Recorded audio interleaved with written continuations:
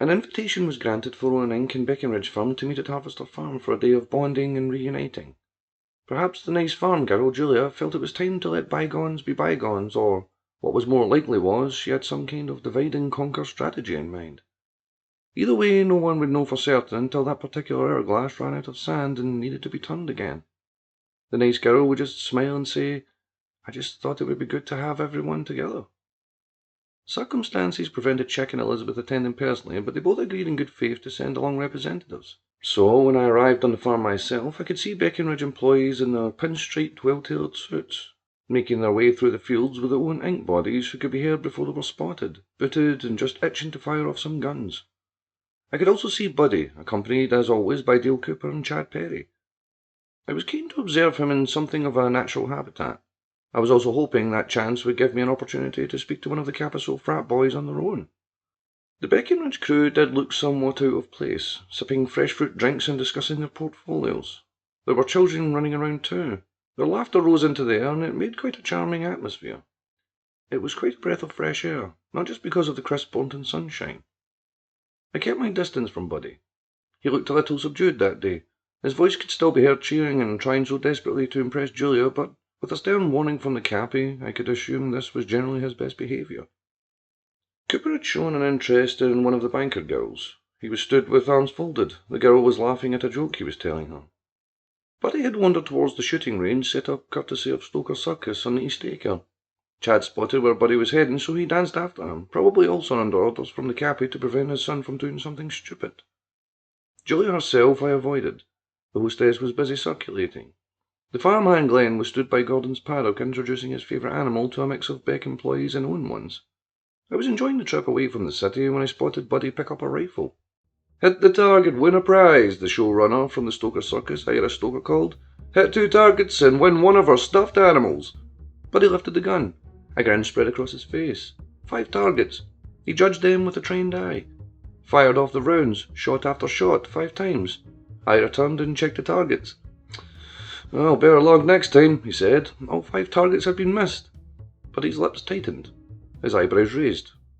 "The fuck did you just say, bro?" he asked. No targets. Sorry. You want to try again?" Ira offered. "Are you saying that I missed your stupid targets? That I missed all 5 of your stupid fucking targets?"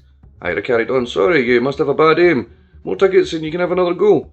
Buddy's eyes whitened. Chad and Coops closed in beside him. "What the fuck did you just say? You're saying I have a bad aim?" Bernard Buddy Owen wanted to be sure. "Well, maybe it's just an off day, mucker," replied the circus man, realising he was making a huge mistake but not quite figuring out how to fix it. Chad insisted. "He's Buddy Owen, you little bitch. You better recognise." Ira should have been familiar with the gun-toting skill set the Owens possessed. His circus family had, after all, worked with the Owens for years on various nefarious schemes.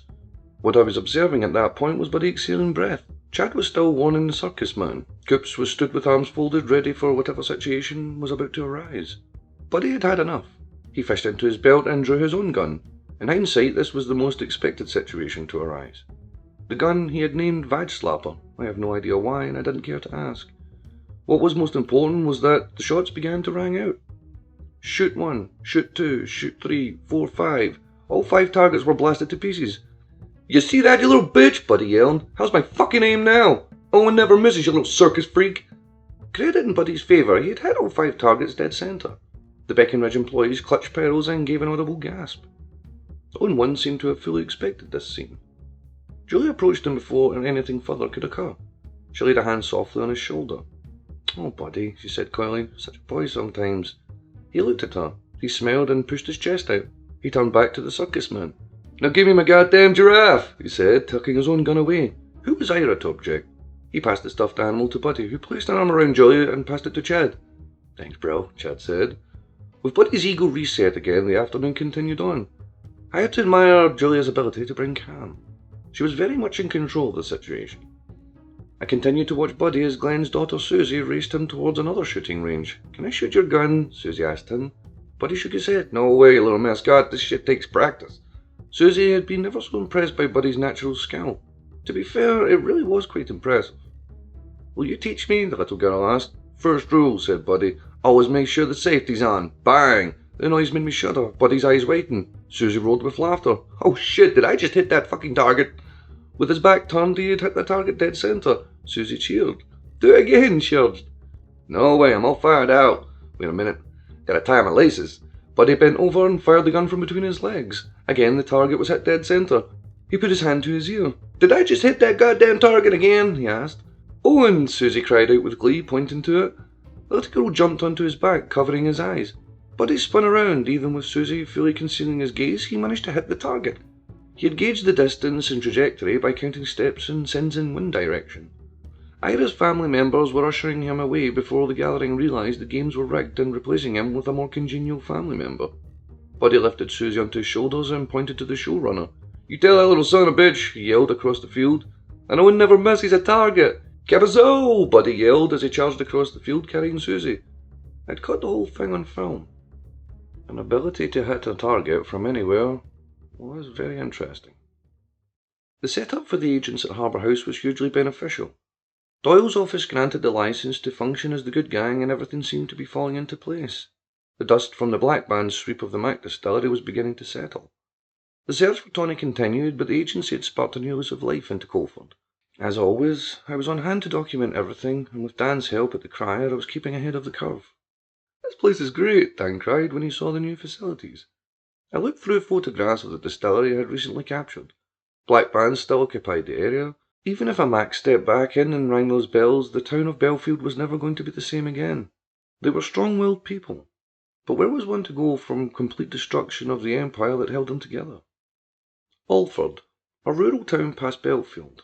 It was the part of Greater Colford where Buddy found himself. He was feeling sickly, and all of his usual powder suppliers in Filton had either been attacked by Reginald Penn or had been warned by the Cappy himself to stop providing his son. City Main was even more difficult to score in. After Tabitha's stunt with the screens, Capiso had lowered their presence in the shanties too. Ah, the stuff they have here's shit anyway, Buddy mused gloomingly. So to Allford he went to meet a new contact Cooper had provided. Marshall Cooper, Dale's father, had quite the fondness for powder too. Travelling on the racing circuits, the Cooper big dog didn't like to find himself without his supplies. He had set up what he called pit stalls with an ample supply. The bros had decided they would take advantage of this, so the rural town of Allford is where they went. But he wasn't particularly enthused about visiting what he saw as the ass end of nowhere. He especially loathed the idea of being so close to Jippo country, I believe was the reference to the town of Belfield. It was his own fault, really. He had let himself build up his hopes when he spoke to a bro earlier that morning. Yeah, I got some gear, bud, he said confidently. I'll call you later, bro. It wasn't 10 minutes when he called back. Oh, yeah, no can do, bro, he said. Why the fuck not? Buddy demanded to know. I'll be called back to Star State, he explained. The Cappy was systematically ruining his social life, so Buddy was forced to personally visit the ass-crack of Colford to get some third-rate powder from Marshall's bottom-barrel stores. By the time they reached Allford, he was still in a cloudy mood. They were told to meet at the spinning attraction. It was a simple teacup ride for little kids. The muddy field reminded Buddy of Harvester Farm. He longed to return to Julia. He still pained at the image of her silhouette in the windows they were forced to part. She to head her Harvester brand, and he to kiss the Cappy's ass and hope he would never find out about the golden cock. The morning after he had altered the asset, he had awoken to the biggest come-down he had ever felt in his life. As he had absorbed what he had done, his heart skipped a beat, and that wasn't just because he had almost given himself a heart attack the night before with defibrillators from the medical school. After an argument with the Cappy, the Cappy yelling, Buddy forced to listen, he had made such a show of being able to do what he wanted. Chad still had his rant on film. He couldn't go back on it and look weak to his bros, so the best he could do was get the asset out of the way whenever Song of Note came to visit, like Pops. Oh, bro, I thought it was funny, Buddy had complained to Chad and Cooper at the time as they assessed the damage. Hope you can fit that whole thing in your ass, bro, because that's exactly where it's going if the Cappy finds out, Chad stated the obvious. It's always the ass with you, Buddy noted. Both Cooper and Buddy gave a befuddled look to their brother, but they shrugged it off. It started to rain in Allford. Buddy groaned. Of course it was raining. Why wouldn't it? They were in a shitty part of a shitty city. It was a light rain, like an irritating dust. Their new contact had told them to wait by the ride whilst he fetched them their goods and the transaction could be complete. At least that was what they thought. They could barely understand a word he said. Fuck me, Buddy Owen! A harsh Belfield voice was thrown at him. A boy of about 14 or 15 was calling to him. He was wearing a Mac and Sons hoodie. The sudden address caught Buddy's attention. I thought that was you. I'm surprised you could fit that chin through the gate. Buddy looked to his bros. Who the fuck is this little cocksucker? The boy answered for himself.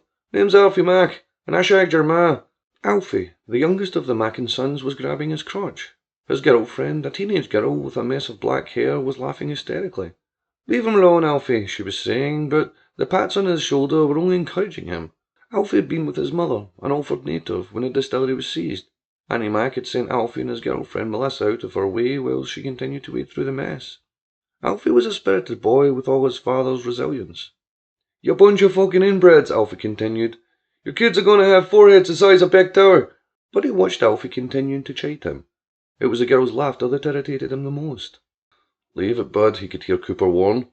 "Bud the Fud, that's your name right there," was Alfie's response. Buddy's body was shaking with rage. He took a deep breath. "Listen up, you little jippo prick, you're starting to piss me off." "Then why don't you take a walk up Love Street and see what happens?" Alfie challenged. Just when Buddy thought matters couldn't get any worse, he spotted a white Cooper SUV crossing the way towards him. "Bro," Chad was patting his arm. "Yeah, I see it," said Buddy. "It's Pearl," said Chad. "I can see it." "It's Billy," said Chad. "Damn it, Chad, I can fucking see him." The white Cooper car named Pearl was quite distinctive. She was Billy Owen's car, and if he had driven all the way to Allford from City, he was going to be pissed. "Do you think he's seen us?" asked Chad. "I'm here to pick up 3 retards," he said. "Yep, he saw us," Buddy stated.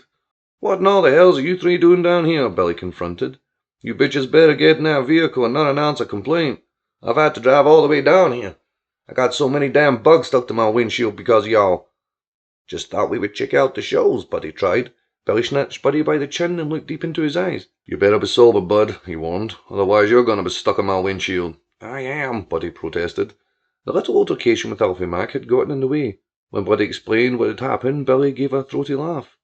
"Well, then why didn't you smack the little shit about the head?" he asked. "He had a little girlfriend with him," Coop said. Billy glared at him as though he hadn't fully understood at first. "Then smack the little bitch too. Do I have to do everything? Where did the little pikey go?" "Are you alright?" Melissa asked Alfie as they rounded the corner away from the bros after they watched Buddy storm off. "Yeah, I'm fine," he replied. "Just seen a look on his stupid face."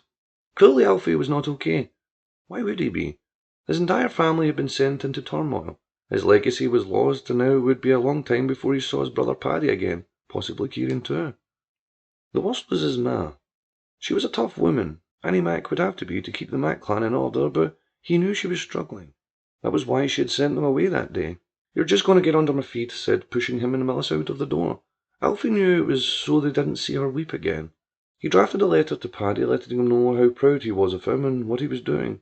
If he wouldn't give their ma a heart attack, he would join them. Alfie, or wee Alfie as Kieran called him, even though the teenager was almost as tall, could fight the good fight. He could contribute too. Alfie was ready for it. "Here," Melissa passed him a joint. "We'll calm you down." Alfie drew Kieran's lighter from his hoodie pocket. It was one of those that if it was unturned, the sexy female figure would lose what little clothing she was wearing.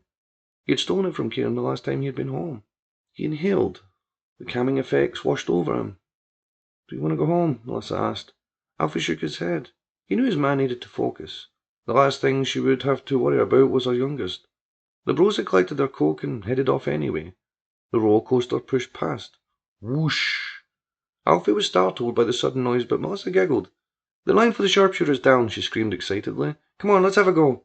Alfie dabbed the joint against the fence. He slipped it back into his pocket. His mind was awash with cannabis. He had his girlfriend's hand in his, and the stupid look on Buddy Owen's face was fresh on his mind. He was ready for the next thrill. Melissa clutched Alfie's hand. She was shaking. He asked her why she would ride roller coasters if they made her so nervous. "It's the adrenaline," she said. "That's the point. It's fun because it's scary. You know there isn't any real danger, but you know there's always a chance." There was still a line at Allford's most popular attraction, but it was shorter than it had been all day. It was the ride that Melissa really wanted to see. She had been telling Alfie all week about it. They slowly moved down a few steps at a time, like the march of a foot soldier slowly approaching their enemy. The buzz of excitement among those that waited was infectious. Alfie began to feel it too as they drew closer to the entrance. A stoker carny opened the gate. Melissa dashed excitedly in. The metal doors landing to the ride rattled. They took up their seats. Melissa had snatched up the front of the carriage. The safety bars pressed down tightly on Alfie's chest. He tried to push it away to ease it a little, but it had locked. He could hear the excited chatter and cheers of those behind them. A younger girl was crying, regretting her decision. It was too late for her now. The ride was locked, ready and starting up. "This is it! This is it!" Melissa cheered. Click, click, click, click, click, click, click. The raid turned towards a steep incline. Their body weights pushed against the back of the chair, relieving the tightness of the bar on Alfie's chest. The grey sky filled with rain clouds was all they could see ahead. Alfie swung his legs. The floor below was far out of reach. Click, click, click, click, click, click, click, click, click. The raid continued to climb. Melissa squealed with delight. When they finally reached the top, the raid shuddered to a halt. It slowly tipped over the edge. They could see the ground now. People below, so far away, were looking up at them. Some were calling to loved ones. "Well, this is it," Melissa announced. Zip! Alfie's forehead exploded. The blood and brain matter splashed onto Melissa, carried by the heavy breeze that circulated so high from the ground. She screamed before the raid could inflict its thrills. The carriage tipped over, falling down the steep hill at its fastest speed, slamming Alfie's skull against its chair, his lifeless body unable to hold it up. Melissa, still screaming, tried to waken him, but her hands had to clutch her bars as the raid took a sharp corner. Some of Alfie's blood was thrown onto onlookers. The couple in the seats behind them were trying to call to Melissa, still unsure of the reasons for her uncontrollable screaming. The rest of the riders were screaming too.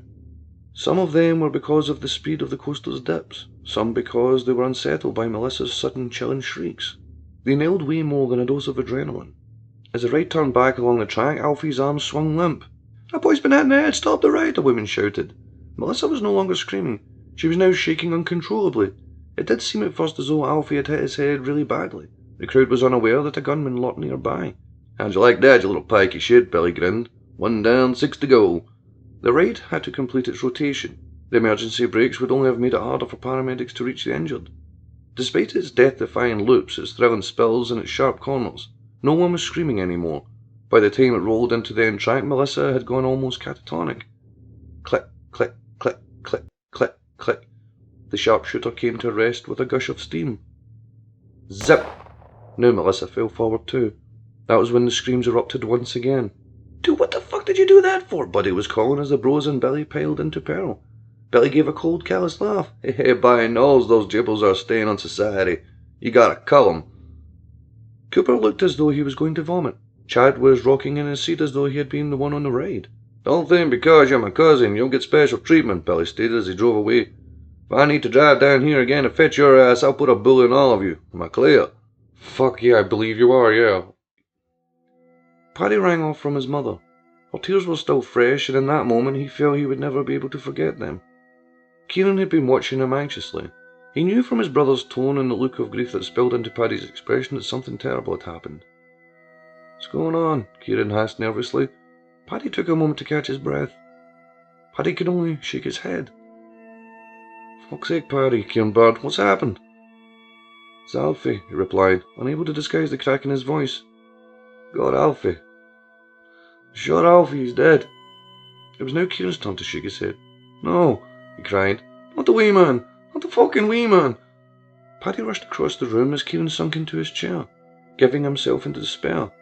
He wrapped his arms around his brother, and Kieran wept into his shoulder. Paddy clutched Kieran's face. "I can't stay here. We need to keep moving. We need to go back. We need to go and get Ma," Kieran suggested. "We will, but we have to be careful. They'll be waiting." Paddy tried to remain level-headed through his grief. Kieran's weeps began to spill over again as the reality of the situation became clearer. "The wee man! I can't believe it. I've got it wrong. Someone's got it wrong. He's just a little lad." Paddy wished that it wasn't true. Shot in Allford was what he'd been told. Allford was no longer safe. Annie could hear her husband's cry as she ran down the hospital corridor. She had asked that she be the one to tell him. Brendan had obviously found out. He was lying in his hospital bed, chained to the bars with cuffs. "You bunch of wankers!" he was screaming, rattling the chains. You've got an old man in a wheelchair. You should be out there bringing in the maniacs or shooting innocent lads. Little fucking babies. Who's the criminal? Aren't you going to do something about that?" His close friend Tony, his distillery, his brother, and now his son. Brendan Mac had loved and lost more than most. He wouldn't give them the satisfaction of seeing him break. The two black bands that were stood by his bed were unmoved by his rage anyway. The dispenser bullet of Van Holder's had hit Brendan in the chest. It was painful, already scarred there by third-degree burns from the night the Knock Knock Club was attacked. But he lived.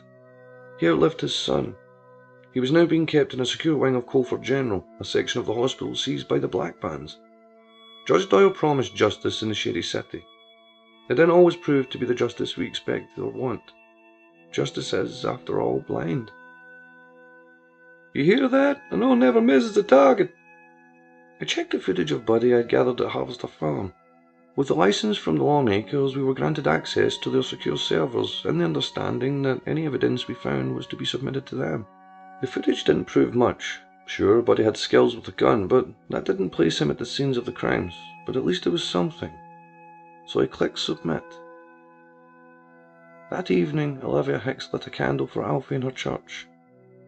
Thousands of others were for the rest of the city.